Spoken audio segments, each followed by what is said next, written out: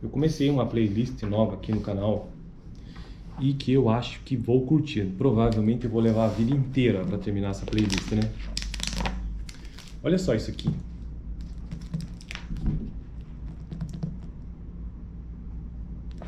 Gramática do português brasileiro. A Ataliba Teixeira de Castilho. Cara, eu tô gostando do livro. Você avalia o livro. Bom, eu não avaliei externamente, não pesquisei por fora, mas eu gosto de ver sempre o sumário, né? O sumário me chamou muita atenção. Por quê? Porque me parece que isso aqui é um livro de gramática descritiva, e não é de gramática normativa, né? Bom, o que eu vou fazer no vídeo de hoje? Vou começar a introdução desse livro, a introdução, tá? Eu vou ter que fazer mais de um vídeo, com certeza, porque é uma introdução que não vai suportar num único.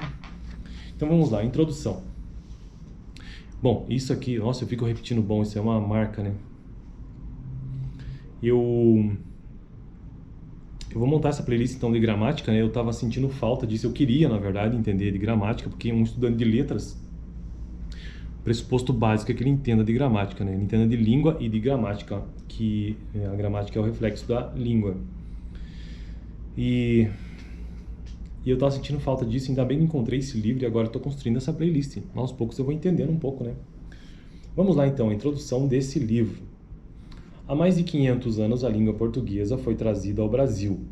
Língua portuguesa. Nos séculos 16 a 18 foi rotulada como o português no Brasil. Português no Brasil. Diferente de hoje que nós chamamos de português do Brasil. Pois era inteiramente lusitana, por isso que é português no Brasil, já que é inteiramente lusitana, ou seja, português de Portugal. E não tinha superado as línguas indígenas. A partir do século... Bom, no português brasileiro já se chama português brasileiro porque tem uma série de influências, né? Muitas, indígenas, africanas, entre outras.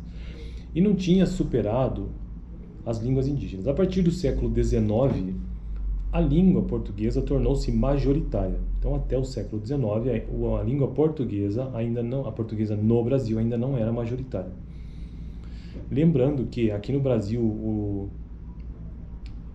as línguas que eram dominantes aqui, as indígenas, elas eram de origem tupi. E aí, é porque sempre foi a etnia indígena dominante nesse território aqui, apesar de haver outras, mas o tupi foi dominante. Tupi-Guarani, Tupinambá, entre outros. A partir do século XIX, a língua portuguesa tornou-se majoritária, começou a distanciar-se do português europeu, sendo então denominada português do Brasil. Olha só, já no século XIX. A partir dos anos 80 do século XX, suprime-se a preposição do e começamos a falar em português brasileiro.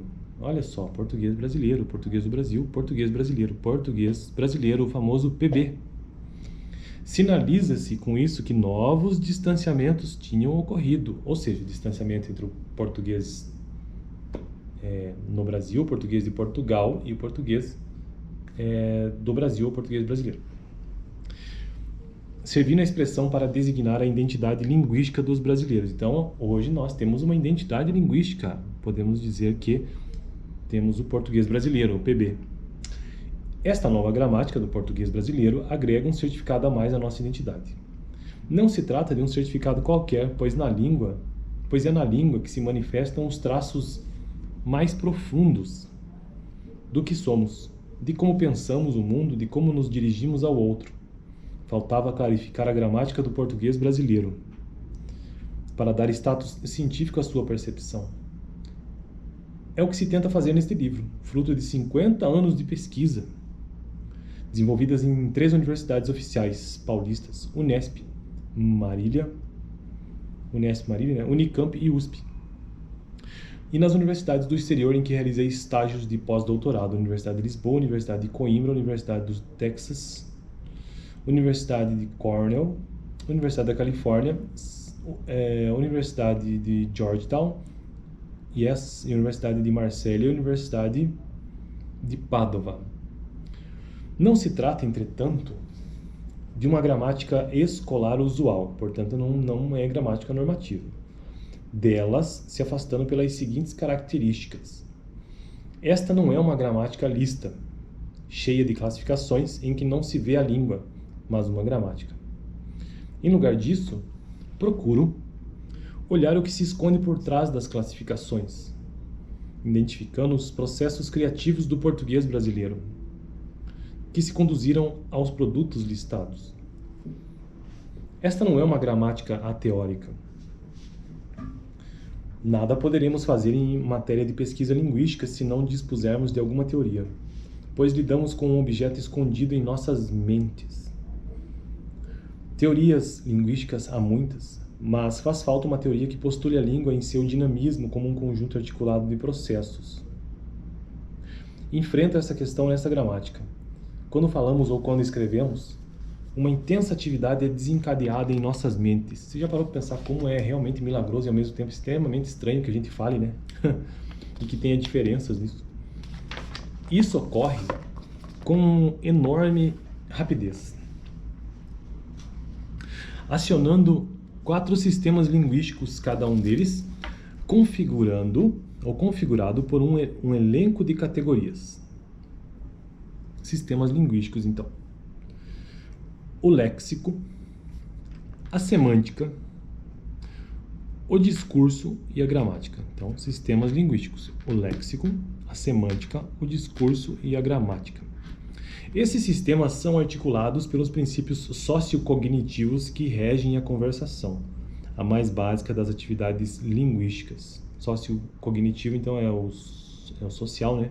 Com a cognição. A teoria multissistêmica, que aqui exposta, tem um forte conteúdo funcionalista cognitivista. Não sei o que é isso não, mas vou aprender com o tempo.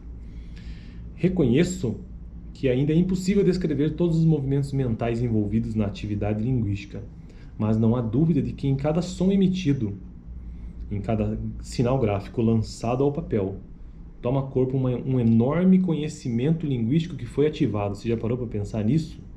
Que loucura! Permitindo o milagre da compreensão mútua por meio de tão poucos sons e letras, e de tão escassas palavras e construções. Para visualizar esse conhecimento, precisaremos valorizar os indícios da maquinaria linguística. O objetivo das boas gramáticas é desvelar o conhecimento linguístico armazenado na mente dos falantes, desde o cidadão analfabeto até o escritor laureado.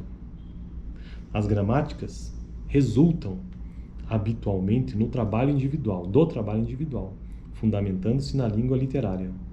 Também aqui esta gramática tomou outro rumo. Então ele está dizendo que esta gramática aqui, ela é diferente das outras, porque primeiro que ela não é uma gramática lista. Também não é uma gramática ateórica e também não é uma gramática literária. Então, essa gramática aqui é descritiva por isso. Ela escapa um pouco desse teor formal literário, escapa desse teor de gramática lista e escapa desse teor de gramática distante da teoria. Quero finalizar o vídeo de hoje com o quê? Deixa eu ver aqui, porque já está longo demais, né?